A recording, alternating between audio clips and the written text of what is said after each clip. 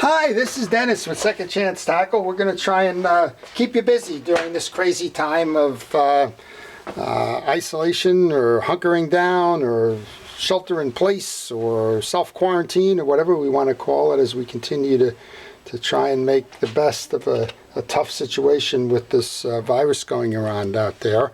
But I thought we would spend some time today giving you some tips, some techniques, and maybe some motivation to get started on getting ready for the spring fishing season. We know it will come eventually, and in a lot of places. I think I just heard from one of our viewers, Sam, out in California, said that they're not prohibited from going fishing at this point, although they pretty much are locked down, as we are here on the East Coast. But if you can get out fishing, that's wonderful. But what we're going to talk about today is all the things you can do while you're in your house, kind of in limbo here, and how you can work on some of the stuff getting ready for that spring season, or whenever some sense of normalcy returns to all of this. So I want to talk about a couple of things today, and we'll go over a lot of different things. We'll go over some cleaning and organization kind of things you should do. We always focus, of course, on reel maintenance and repair, and some of the things you can get accomplished from the safety and well-being of your own home. So I want to start by just some of the basics. You hear me talk an awful lot about you should strip your reels of line, and you should do that on an annual basis if it's monofilament, and even the higher performance lines like fluorocarbon and that. I just kind of take this approach that line is cheap, and why risk losing the fish because you're going to get a break off or the like. So here's line that was put on last year. You can already see it's got a collective memory to it. This is 30-pound test. We use it for some of the bigger game fish, but you'll notice as it's spooling off, after 1 year, it sits there and it's got that memory. It's got a twist to it, and that's subject to knotting and birds nesting and everything else. So get rid of it.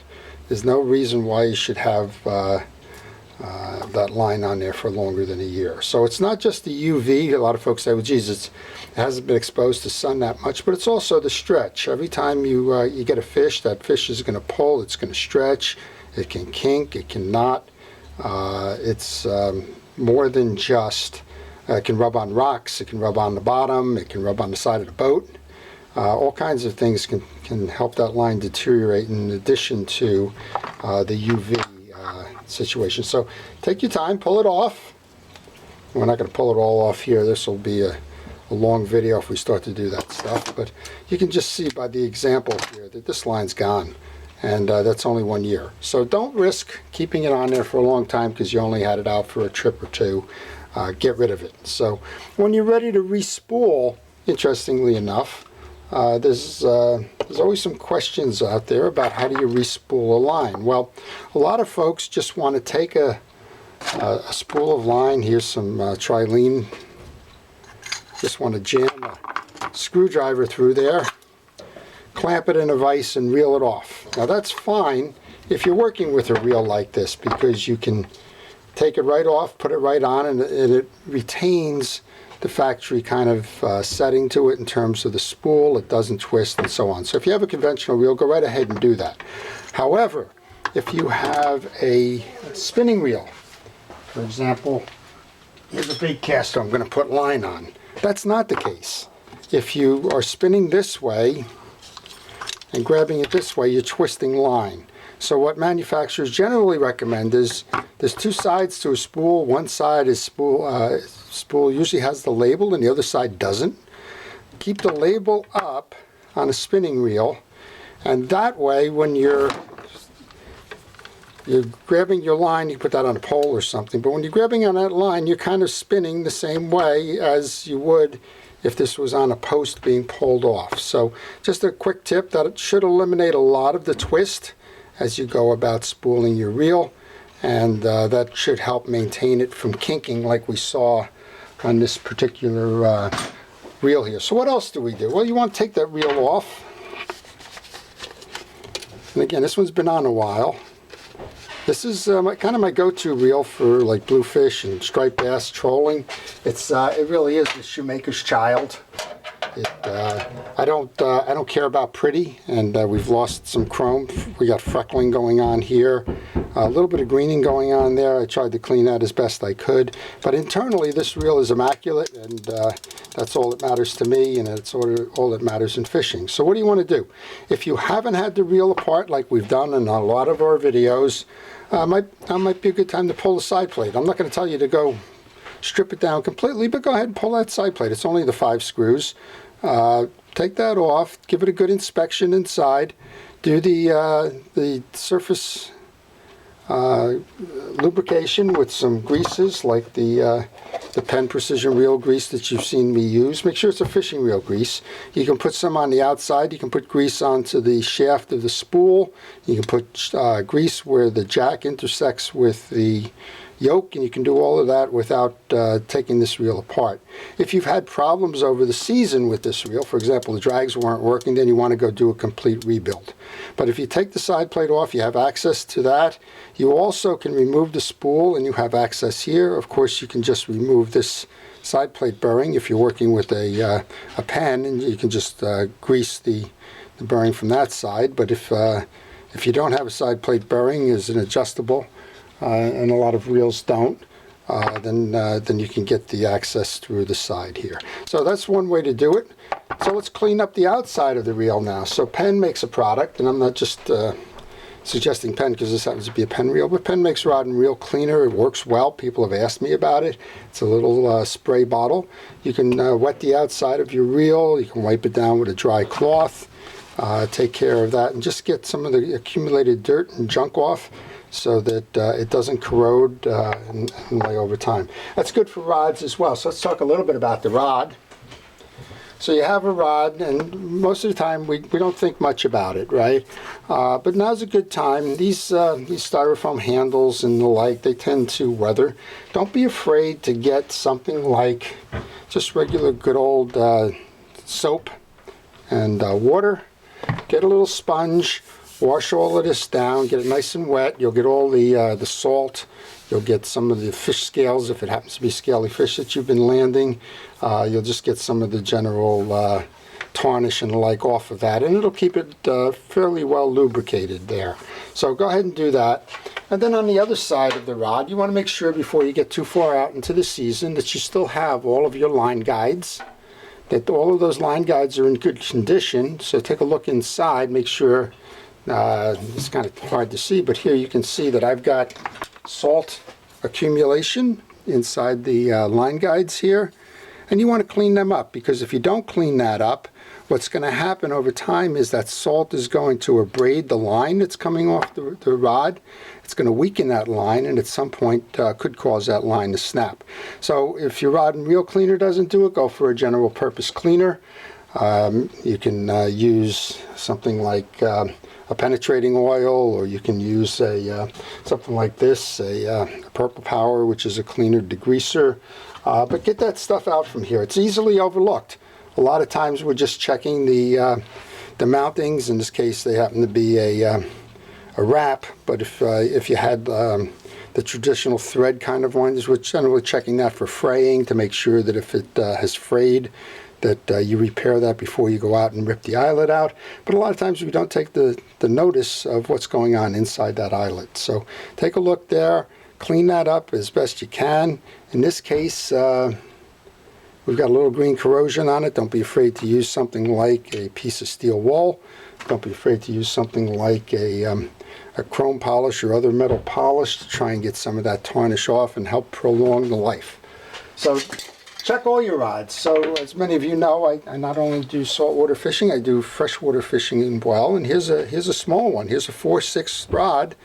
I happened to get this one at a garage sale. Pretty nice rod. It was not hardly used, right? It's a Shakespeare. It's even got the plastic wrap on it. Even got the identifier on it.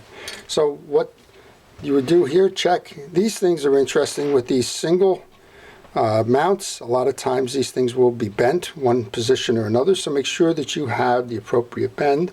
And in this case, we're missing a tip. So you want to get, obviously you want to take a look now while you have the time and get ready for that, rather than think that that rod's okay. Mount a reel on it, run out to the pond at the start of the season, and find out that you're missing the tip. So if you need a tip, there's plenty of tips available online. This one happened to come from Amazon. I think it maybe was only, I don't know, $6 or $7, but it's an assortment of tips. Then this is not a saltwater assortment. This is a freshwater. And just grab a tip that seems to line up. Grab a tip that seems to fit. And I wasn't lucky on the first one. That was not the right diameter. But get the tip that fits the spool. In this case it's too much. But get the tip that fits the shaft of the rod. And then use a little hot glue or use wax. Wax is the old way of doing it. I guess hot glue is good now. Don't use crazy glue, because if the tip breaks again, that crazy glue isn't coming off. So if you use hot glue, you can remelt it with a something as simple as a grill lighter. You probably don't want to go all the way to the plumber's torch, but use a hot glue, or better yet, use a wax, and that'll hold the tip on, and that'll have you ready for the season. So inspect all of your rods, wash them down, make sure that the eyelets are clear on all of them, and do as many as the rods you have, because you never know what's going to be running at what time, and if that stuff starts to run, you want to be prepared and ready to go. So for example, with this, it's great. The striped bass season will eventually get underway here, and when it does, there's no sense me grabbing that rod the way it is in this reel, which is my old dependable one, jumping out there only to find out all I'm doing is getting bird's nests and tangles because the line is old and kinked. So that's a good thing to do. Next thing up is look at your tackle. So in this case, I have a lure here. It's the old Diamond Jigs. It's an 827. It's got a treble hook on it. Now, a lot of states have already outlawed treble hooks. They find that the mortality rate, even when you release a fish, is high, and they're trying to limit that, so they're going to tell you to remove that treble hook. In some cases, that treble hook hooks the fish with one and hooks you with the other, so it's just kind of a natural man-made disaster there. And in some cases, some public boats, like the charter boats or the party boats or the like up in the states, northeastern states, won't even allow you to use these because they can do damage to the mates. There's nothing like somebody trying to fling a jig from a boat and have that hook somebody. So a lot of times you're going to do that. So how are you going to do that? Well, some of you may have a tool like this. There's all types out there. This is a bigger version. There's a smaller version as well somewhere in here. These are split ring pliers. They have a little nib that comes on the beak, if you will. And that beak is designed so that you can push the pliers into the seam of the split ring, if you get it at the right place,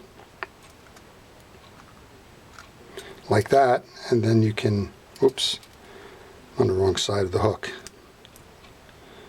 Grab that like that. That'll get it open for you without any severe damage. And then you can simply just kind of roll the hook through, and then you're ready to put a smaller or a single hook on there. So when you do that, let's talk about hooks for a moment. So you may already have hooks. You can buy hooks or you can make hooks. So I do a lot of fishing and I do a lot of tackle. I actually bought some offset hooks, and I also bought some tubes because we use a lot of tube jigs up here. You can buy tubing in mass, or you can buy tubing kind of pre-cut already. In this case it was pre-cut. If you have an old tube on a hook and you still want to use that hook, that's great. If you want to use that hook, use something like this, which is a hook sharpener. Run it through the grooves as such. Get both sides of it, and that will keep it nice and sharp. You can also run it outside the groove on both sides. This is a whetstone, so use some water on it or use some oil on it, but that's the idea. Keep those points nice and sharp. You'd be surprised how quickly they dull when they hit the bottom, hit rocks, and so on. If you're doing this by yourself, then you want to just kind of grab the hole, and you want to go in from the non-barb side of this, And what I've generally found is if you just kind of keep twisting it as you push, eventually you can just work that up. And it may take a while, but push and twist, and you'll work that up to the point where you'll have that. I want to say no time, but of course this is a video and everybody's watching it. The good news is most of us are hunkered down, and I guess we have a couple of minutes to sort of watch this demonstration. Trying to be sensitive to everybody's time needs. But as you can see, we're kind of working our way up, twisting it. Somebody told me soap, but I don't know if that's the case. I've never done it with soap.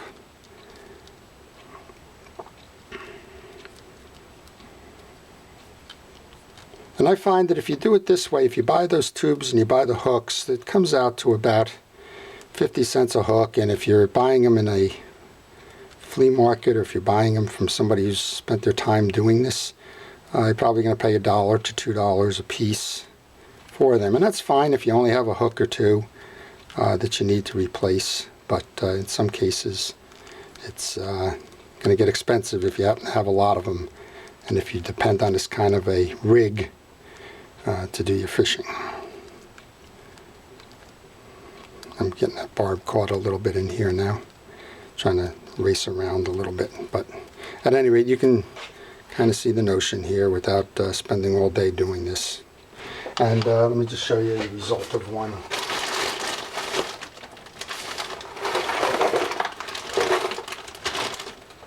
Oh, I thought I had the result of one, so let's keep going then. We may just stop the video for a moment and just save a couple of seconds here. Well, it really wasn't that much longer. It just seemed like it was taking forever, so we just completed that by itself. Now, this one happens to have an open eye on it, so you can do two things with this one. One of them is you can eliminate this split ring and just attach right to the either to the jig or to the swivel, because that open eye will allow you to load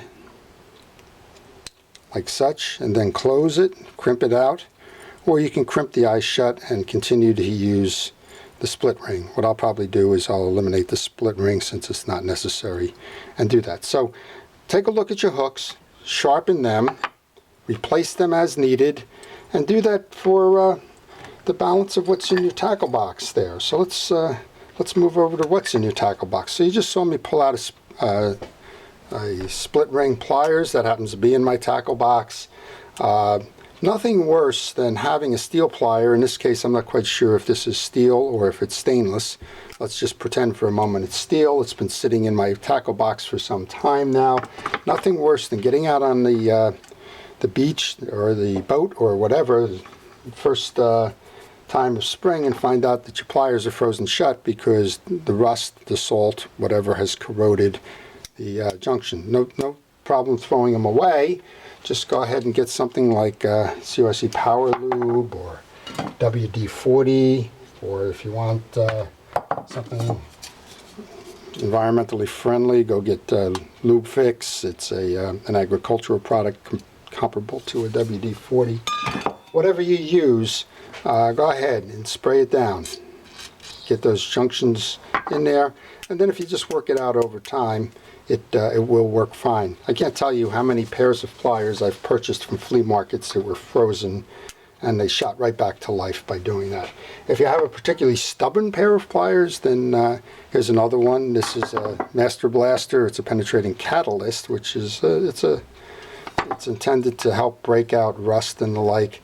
It's a good product. I don't like the smell of it, but short of that, if you want to help yourself do that, go ahead. So if you have pliers, regardless of what the types of pliers are in your box, give them a good shot of penetrating oil. You could use an oil like the real oil, or you can use a 3-in-1 oil or whatever to keep it lubricated. But you just want to, you have a couple of minutes now, go ahead and do that, and then you know you're not going to have a problem when you go to take that pliers out during the trip. So let's talk a little bit about what goes with you on that trip. So get into your tackle box. In this case, this is a... Sorry, the battery just ran out, so I must be running on. So this is the box I use for my, my salt water. Lots of good things to talk about in the box, but open up your box before the trip. Take a look at what you have. Make sure that it's ready to go for your trip.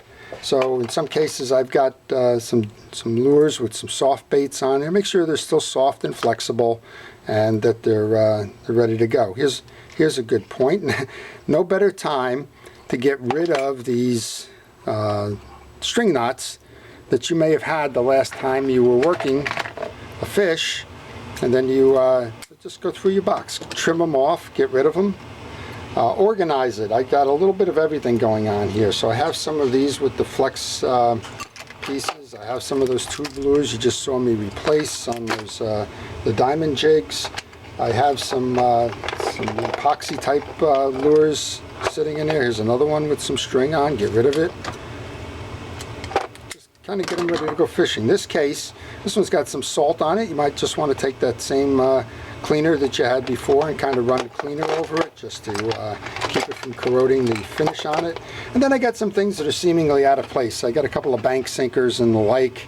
They probably should be in the bottom of my box. So go ahead and move them at that point. Here's some other things you'll see in here. I'm not sure that we can see them all. But here's a case right now. Here's a pair of pliers that's stiff. So I'm going to heed my own advice here. I'm just going to do this while I have this box open. And you can see all the rusting and the like going on here. I'm just going to load that up. That's a great little pliers. It's a kind of like a fenceman's pliers. A lot of old school folks use these, and I guess I must be old school. You got a cutter on there. It can often be used to cut hooks. You got the grasp here. You got a little compact format, fits in a pocket or a shield. I love these pliers. Been around forever with me. I don't know when I got them. I couldn't even tell you, but they've been here forever. I'm just going to let that soak while we're going through this. So again, organization. The second tray is pretty standard. Always keep these along. I don't cut myself up too much, but you never know when you're going to hook yourself. You never know when somebody next to you that's fishing is going to hook themselves. So it doesn't hurt to have a little bit of Band-Aids in a waterproof case. So I have them, but quite honestly, I don't know when the last time this thing was opened. Looks like we've melted down a little bit here.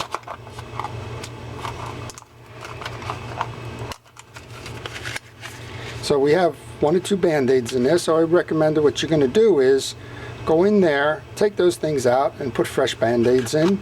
Nothing like trying to get there and find out it doesn't stick or some other problem that goes along with that. A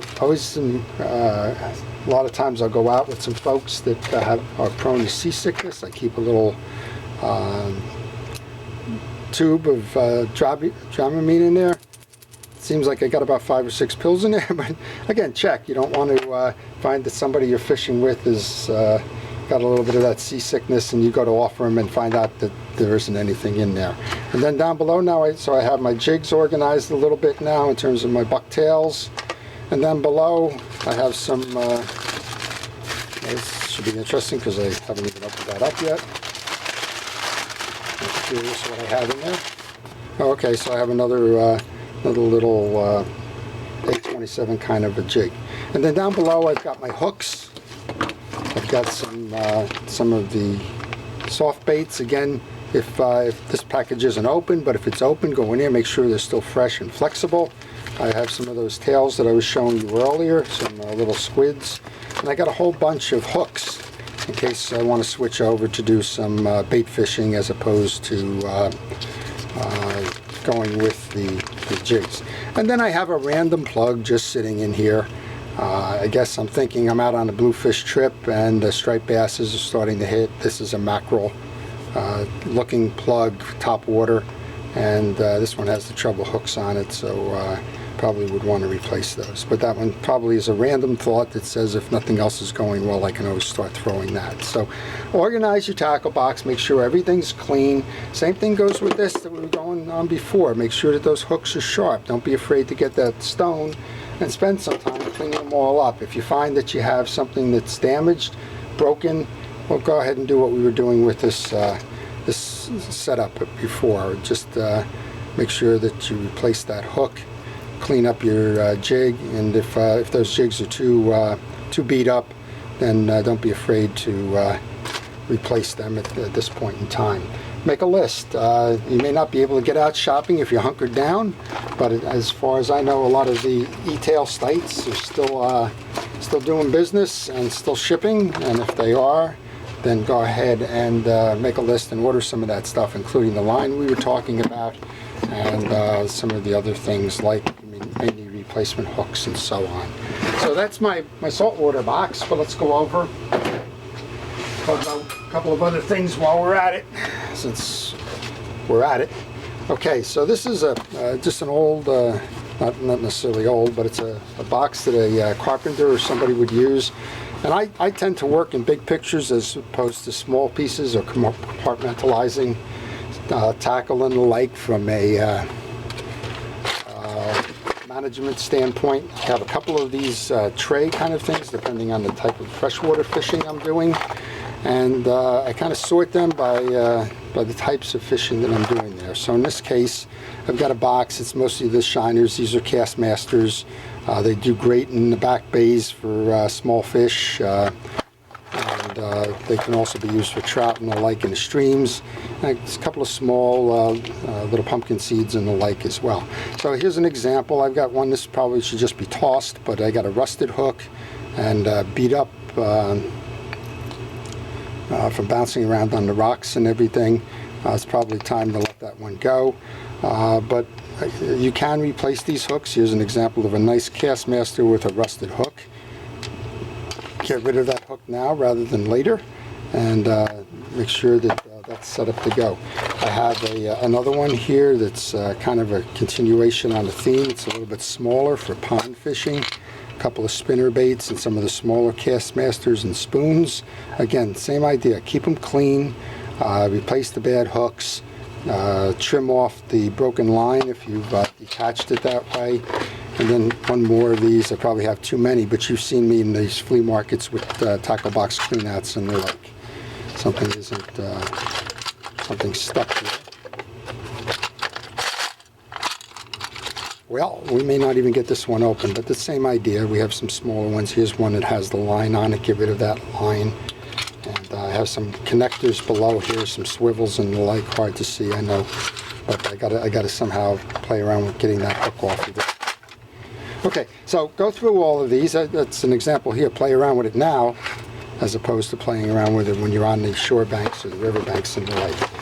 I also have some other stuff in here, so let's go ahead and talk about that. Everybody's got their knife. This one, I can't tell you when I bought it. I bought it a long time ago. You know what? It still works. And as long as it still works, we're going to keep it going. One of the things you want to do here is the same thing. I just felt some scales on here. Don't be afraid to rub that over a stone. Preferably make it wet. Get all of the junk off the side of that. If you don't have one of these, it's a good thing to have. It's an abrasive wheels. It's going to just help you make that knife real sharp in a hurry. I was never real good with sharpening knives on stones, but this one works fine. Again, make sure that that's kind of wet. So tune up your knives in addition to your pliers and other tools. Here's another box that I have some of my striped bass plugs in. Here's another one. I guess we're getting a theme now that I kind of cut my lines and leave them, don't we? And I've replaced hooks on this one, and we've got some poppers and some other things that need hooks, so let's go ahead and get busy with those. I have another tackle wallet here. It's amazing what you accumulate over time. Probably have accumulated too much, but accumulated a tackle wallet here that's got my my little MEPS type spinners in there.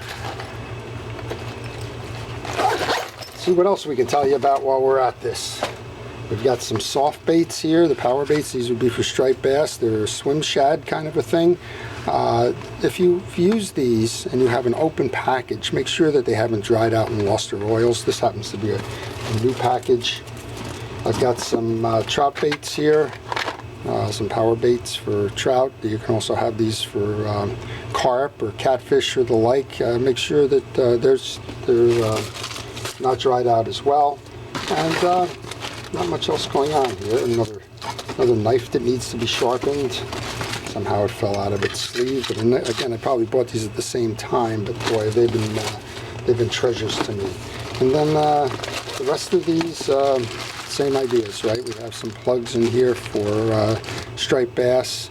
We have a couple of circle hooks where if I do go to a bait like a clam for a striped bass, I'm going to make sure to use that circle hook. And we even have a couple of epoxy jigs there for albacore and the like. So my advice to you is to take the time that we've been granted here in this state of affairs. Go ahead and get your tackle together. Take care of the stuff that's going to get you better able to get right out and get fishing when we're given the okay to go do that. Make sure that any repairs that are needed or underway, if not completed by the same time, and then just kind of categorize where you are and have the patience that know that we're all going to get through this at some point in time. And of course, after you're done with all of that, just continue to watch my videos, because we are going to do things like this Shakespeare Sigma. It's a small bait caster. We're going to show you how this one comes together and how to maintain it if you happen to have that, as well as those other pandemic projects that I've previewed for you earlier. So if you enjoy this kind of stuff, please stay tuned. Please stay healthy and well. Please watch yourself during this pandemic. And with that, if you like this, please subscribe. Please enter your comments, regardless of whether it has anything to do with this video or not. Any fishing topics are welcome, and I try to respond to all of them. And we're all going to try and keep sane as we work through this. So with that, this is Dennis with Second Chance Tackle. Thank you for watching.